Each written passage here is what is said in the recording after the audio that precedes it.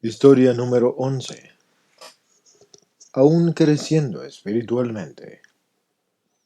Tengo pocos recuerdos de mi infancia. Lo que sí recuerdo es sentirme solo y sentir que era menos que los otros niños. Y mi apego a mi mamá me hacía sentirme incómodo. Creo que siempre quise una niña.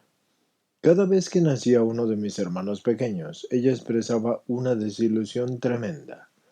En una ocasión, cuando yo tenía como 12 años, me pidieron que cuidara a los hijos de los vecinos que vivían atrás de mi casa. Una vez que salieron para pasar la noche afuera, recuerdo haber hurgado entre los cajones en busca de ropa interior femenina, sintiendo emoción y temor. Y tal vez ese fue mi primer secreto. Aproximadamente al mismo tiempo hice tocamientos a una niña unos cuantos años menor que yo detrás de una cochera. Mientras la distraía de manera ingeniosa con mi conversación, yo le toqué sus genitales. Una vez más, sentí la emoción y el temor. Mi adicción sexual empezaba a desarrollarse. Después empecé a pasar los fines de semana con una muchacha que yo conocía. Dormíamos en la misma cama y yo trataba de tocarla sin que se despertara, metiéndome bajo las cobijas para ver qué alcanzaba a ver. La madre de esta amiga era una alcohólica. En ocasiones llegaba tarde a casa y se dormía completamente desnuda en su cama. Su habitación quedaba de paso al baño, así que me pasaba la noche yendo y viniendo al baño para poder ir a ver a la madre. En una ocasión, una muchacha estaba de visita en mi casa y tuvo que usar el baño.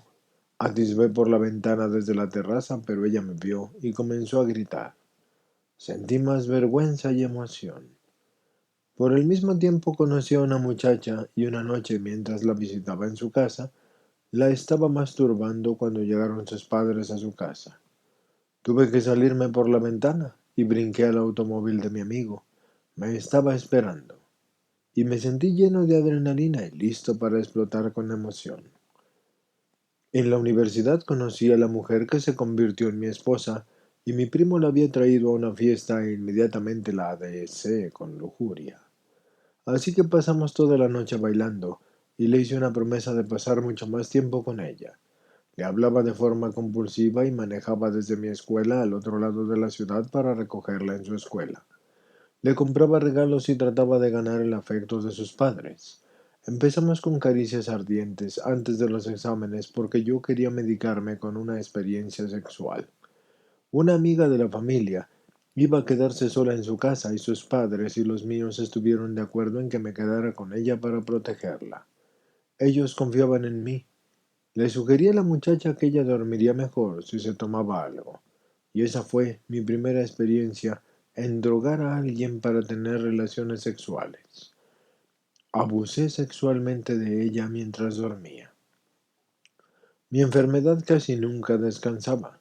Mi novia tenía primas gemelas y tuve relaciones sexuales con una de ellas. Después nos enviamos cartas apasionadas por algún tiempo. Me recibí de la universidad, me casé con mi novia y conseguí un trabajo que a la larga terminó siendo mi escondite. Era mi fuente de actuación y de poder y de rencor y de acciones deshonestas y mi afirmación de quién era yo. Fue en donde tuve una aventura amorosa fuera del matrimonio y mi lugar para ir después de que había estado con prostitutas y un lugar donde les asignaba características sexuales y de objeto a los solicitantes de empleo y a mis subordinados. Esto duró mucho tiempo y me convertí en un adicto sin límites.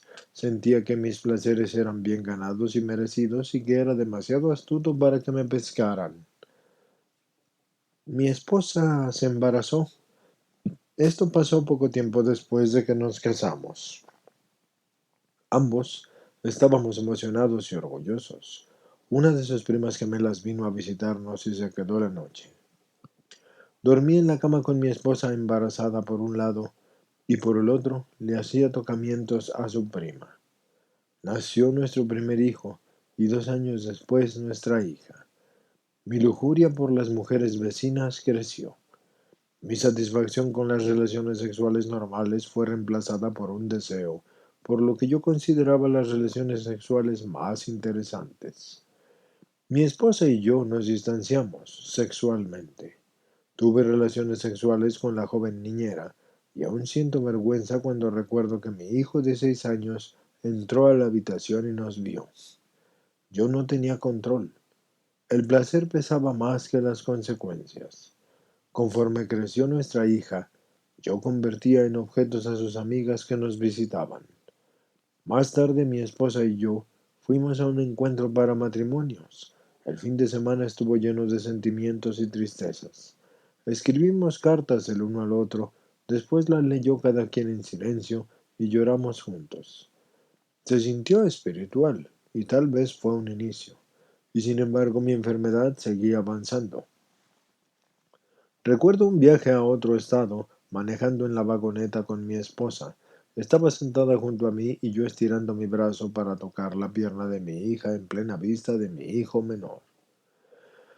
Una noche le dije a mi esposa que tenía sentimientos sexuales hacia nuestra hija y debo haber estado buscando ayuda con desesperación, pero no estaba dispuesto a solicitarla directamente, así que me subí al ático para atisbar entre las ventanillas y espacios de los abanicos para ver a mi hija cuando ésta se desvestía.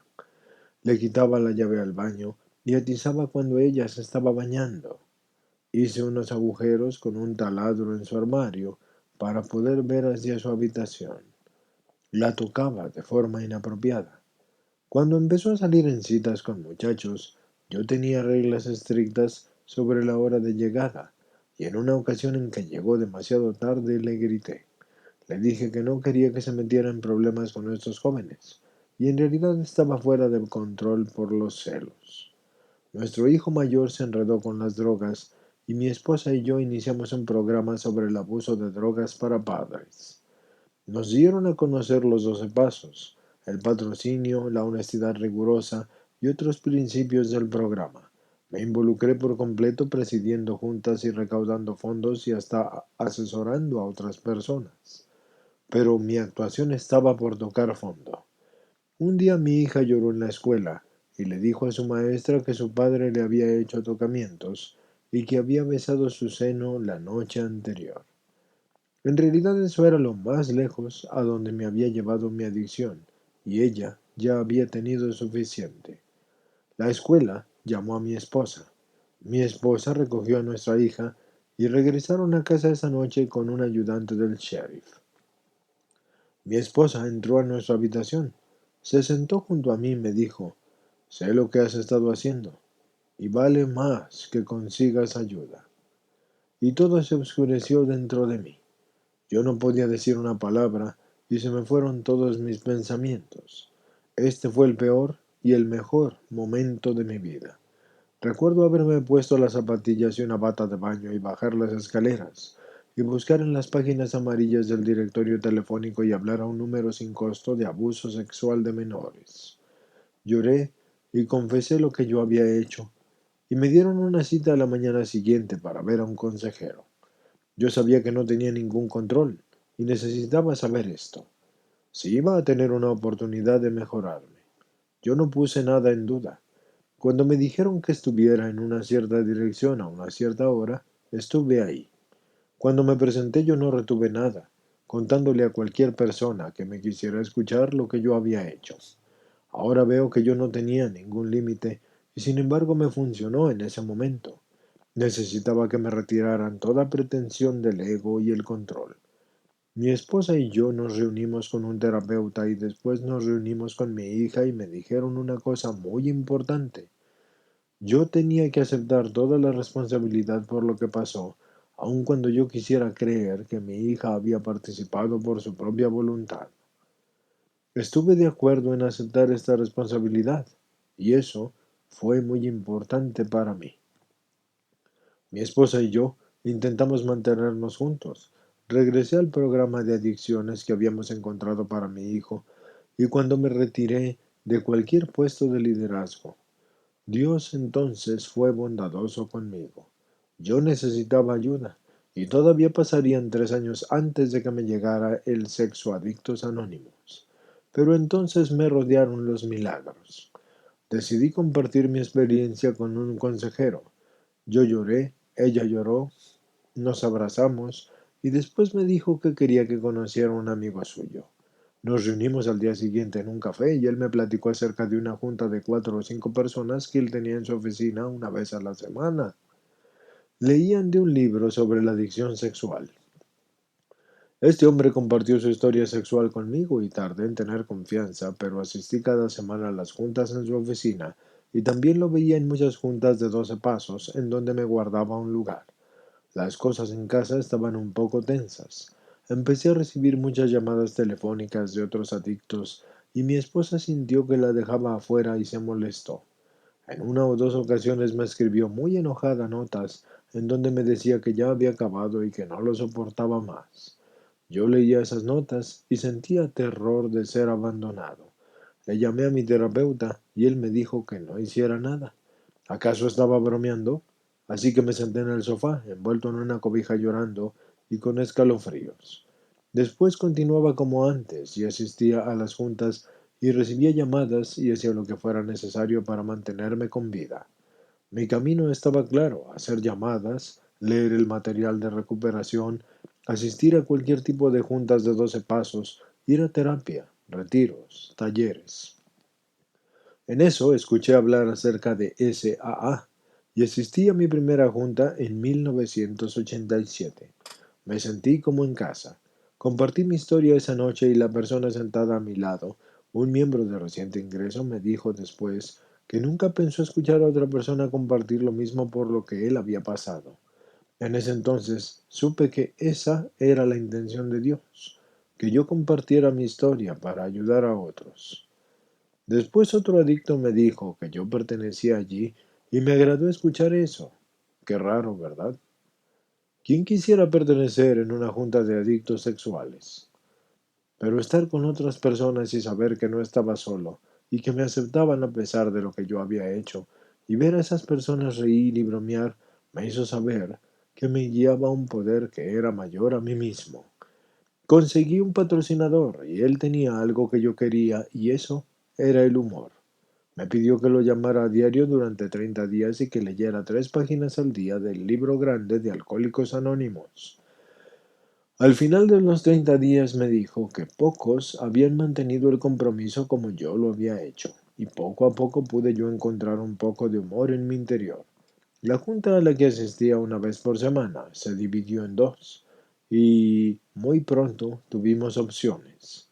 Poco a poco empezaban a llegar más personas y con ellas diferentes variaciones de la adicción.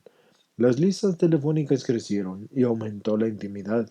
Usábamos el libro grande de Alcohólicos Anónimos y simplemente reemplazábamos la palabra alcohol con las palabras relaciones sexuales o conducta sexual adictiva. Nosotros sabíamos a lo que nos referíamos. El plan de Dios es perfecto. Me refiero a sus mensajeros como ángeles, y he conocido a tantos de ellos. Los 12 pasos se convirtieron en un tema continuo en las juntas y empezaron a penetrar mi resistencia. Durante años había escuchado que hasta que limpiara las ruinas de mi pasado sería muy probable que yo repitiera mi conducta. Al fin escribí mi 4 paso y lloré todo el camino a casa de mi patrocinador. Así fue para terminar mi 5.º paso. Para mí funcionó el deshacerme de mi vergüenza al compartirla. También tuve que divorciarme de mi madre en el papel, bajo la guía de mi terapeuta. Lo entrelazado de nuestra relación sí tenía que terminar porque yo tenía que madurar. Conforme di todos estos pasos llenos de riesgo, tenía un lugar en donde compartirlos, y en ocasiones otra persona se beneficiaba de ellos. A menudo yo me beneficiaba de lo que compartían los demás. Y así es que en la recuperación yo me quedé con sentimientos, sentimientos sobre los cuales yo ya no podía actuar.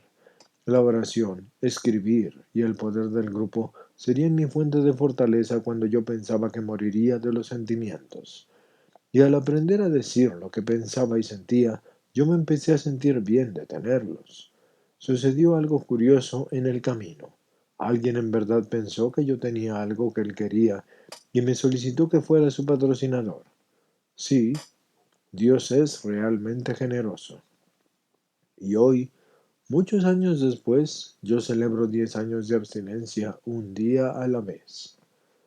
Elaboré mis 3 círculos y los perfeccioné con la ayuda de mis más recientes patrocinadores. Así que llevo a cabo mi programa como si mi vida dependiera de esto aún hoy. Algunos dicen que trabajo demasiado, pero sigo en la abstinencia y siento que si doy mi 98%, Dios hará el resto y Dios lo ha hecho. Me encanta SAA y mis mejores amigos pertenecen a la confraternidad y son hombres y mujeres. Y ahora tengo relaciones cariñosas e íntimas con otras personas. Puedo tener una relación con mi esposa como no la tuve nunca antes. Y también con mis hijos, porque yo estoy en el presente y sin secretos. Estoy llevando a cabo el 9.º paso y aún creciendo espiritualmente. Mi lista de reparaciones es larga y estoy dispuesto a hacerlas. Mi vida es mucho más rica ahora que nunca antes y la familia nunca volverá a ser la misma. Gracias a Dios.